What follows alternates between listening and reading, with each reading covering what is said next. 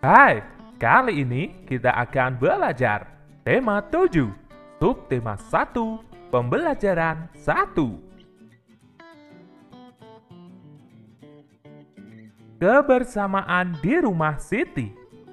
Ayo mengamati. Ayah Siti pandai mendongeng. Siti sangat suka dengan dongeng. Hampir setiap minggu ayah Siti mendongeng. Seusai mendongeng, ayah Siti menceritakan isi dongeng. Banyak sekali contoh yang baik dalam dongeng. Sekarang, ayo bercerita. Dengarkan dongeng kecerdikan menumbuhkan kebaikan yang disampaikan oleh guru. Di sebuah gurun pasir, hiduplah ular dan tikus pasir. Sebenarnya sang ular sangat ingin memangsa tikus, sedangkan tikus berusaha mencari akal agar ular tidak lagi berniat memangsanya. Saat itu sang ular sangat lapar, padahal ia sedang tidak mempunyai sedikit pun makanan. Sedangkan tikus yang berada tidak jauh dari sang ular sedang asik melahap makanannya. Sang ular merasa tidak senang melihat kelakuan tikus. Dengarkan ucapanku, wahai tikus yang angkuh. Aku pasti akan mendapatkan tubuhmu yang mungil dan lezat itu. Hai ular, berusaha dan bekerjalah. Jangan hanya berani mengancam. Kalau hanya mengancam, seekor semut pun bisa.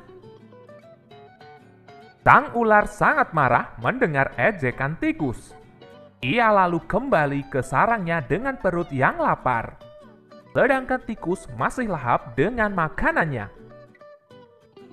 Waktu terus berjalan, tetapi ular tidak juga menemukan makanan. Ia juga enggan untuk keluar dari sarangnya. Sementara itu, tikus sudah lelap dalam sarangnya. Ular yang masih dalam keadaan lapar segera mengendap-endap mendekati sarang tikus meski ia masih sangat kesal terhadap tikus. Dan kini ular telah berada di sisi tikus yang sedang tidur pulas. Hei tikus, aku sudah berada di sebelahmu dan siap untuk menyantapmu. Tikus segera terbangun dari tidurnya. Sambil berpura-pura menguap, ia mulai memutar otak agar bisa lolos dari cengkeraman sang ular. Tunggu dulu ular, sahabatku. Kalau kau ingin memakanku, kau harus berpikir dulu. Kita hanya berdua di sini, tidak ada hewan lain. Jika kau memakanku, maka kau akan sendiri. Kau tidak akan mempunyai teman yang dapat kau ajak mencari makan. Kalau begitu, kau tidak akan makan dan akhirnya kau akan mati. Sejenak, sang ular terdiam.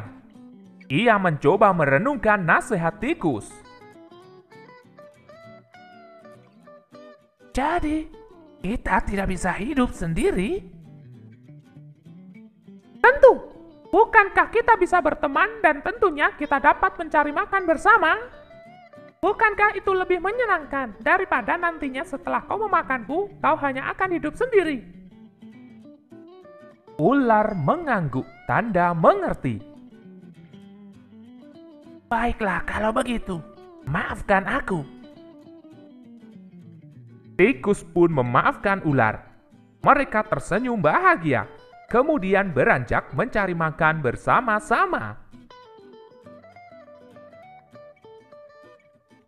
Sekarang, ayo mencoba. Ayo cari tahu tentang isi dongeng yang disampaikan oleh guru. Jawablah pertanyaan di bawah ini. Nomor 1. Siapakah yang diceritakan dalam dongeng tersebut? Yang diceritakan dalam dongeng tersebut adalah ular dan tikus. Nomor 2. Bagaimana kecerdikan tikus? Kecerdikan tikus adalah tikus meminta ular untuk tidak memakannya, supaya ular tidak hidup sendirian dan dapat mencari makan bersama. Nomor 3.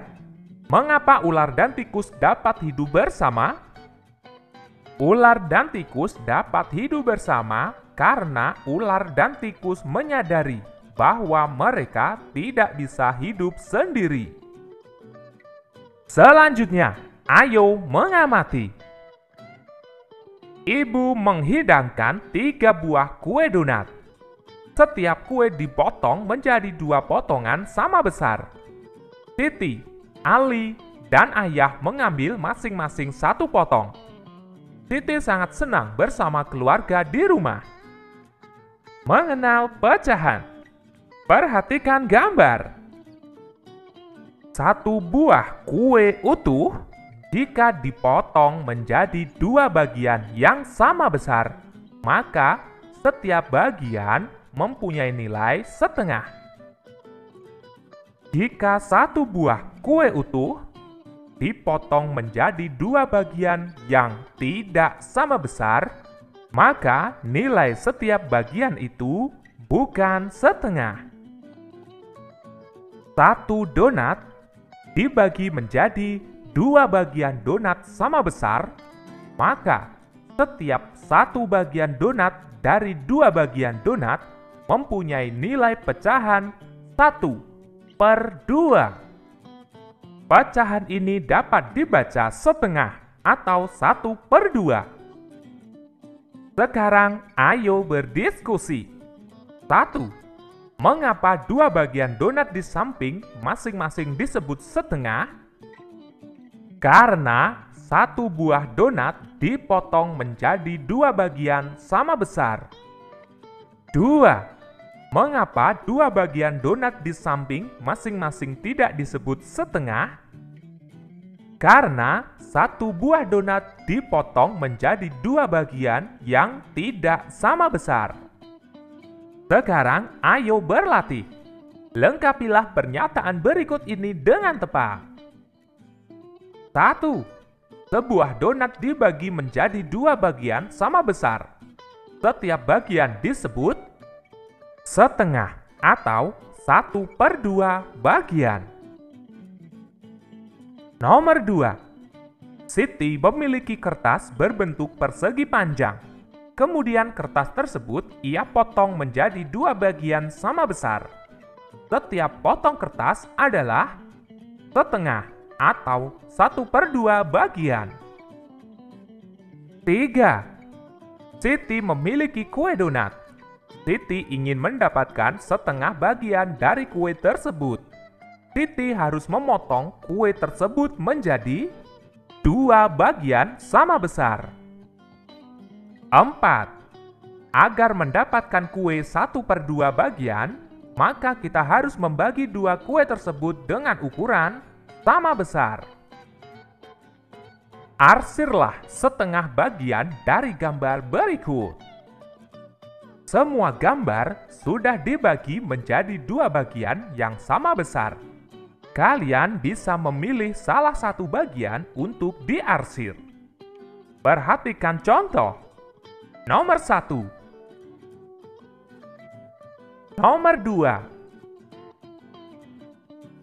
Nomor 3. Nomor 4. Nomor 5. Nomor 6. Di dekat rumah Siti terdapat pos penjagaan. Di sana terdapat kentongan. Kita dapat membuat bunyi kentongan bervariasi. Bunyi yang teratur berulang disebut birama. Perhatikan contoh pola ketukan birama berikut. Bagaimana jadinya jika pola ketukan birama tersebut dimainkan sesuai dengan petunjuk? Perhatikan contoh. 1 artinya bunyi duk atau pukul meja yang merupakan K atau bunyi kuat. Dibunyikan sebanyak 3 kali. Sedangkan 2 adalah prok, tepukan tangan, yang merupakan L atau bunyi lemah. Bunyikan sebanyak 1 kali.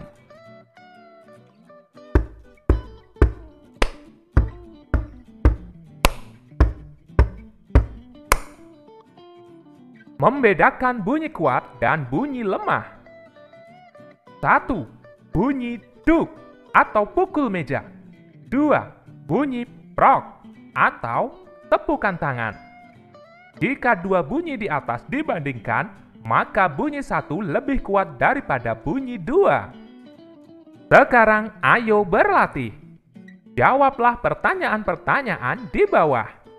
1. Sebutkan dua bunyi yang ada di sekitarmu. Kemudian, tentukan bunyi yang lebih kuat dan bunyi yang lemah. Misalnya, bunyi hentakan kaki dan bunyi pukulan pensil pada meja. Bunyi yang lebih kuat adalah hentakan kaki. Bunyi yang lebih lemah adalah pukulan pensil pada meja. Nomor 2. Siti menyebutkan bunyi yang dihasilkan benda-benda berikut. 1. Bunyi tepukan tangan. Prok, prok, prok. 2. Pukulan dua buah kayu. Tek, tek, tek. 3. Pukulan kentongan. Tong, tong, tong.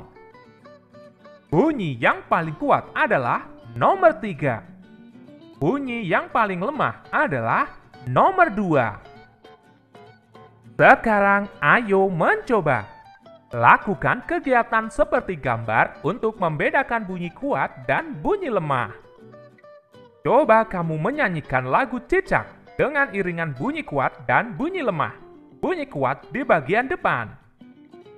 Beberapa irama digabungkan. Misalnya, irama dari kentongan dan tongkat kayu yang dipukul. Kalian juga dapat membuat irama dengan memukul meja dan tepuk tangan. Cobalah bernyanyi bersama Dayu. Buatlah irama dengan memukul meja dan tepuk tangan. 1, 2, mulai. Cicak, cicak di dinding, diam-diam merayap. Datang seekor nyamuk, hup, lalu ditangkap. Cukup sekian pembelajaran kali ini, kita lanjutkan pembelajaran berikutnya. Di taman ada kolam ikan. Anak beriman selalu berbuat kebaikan.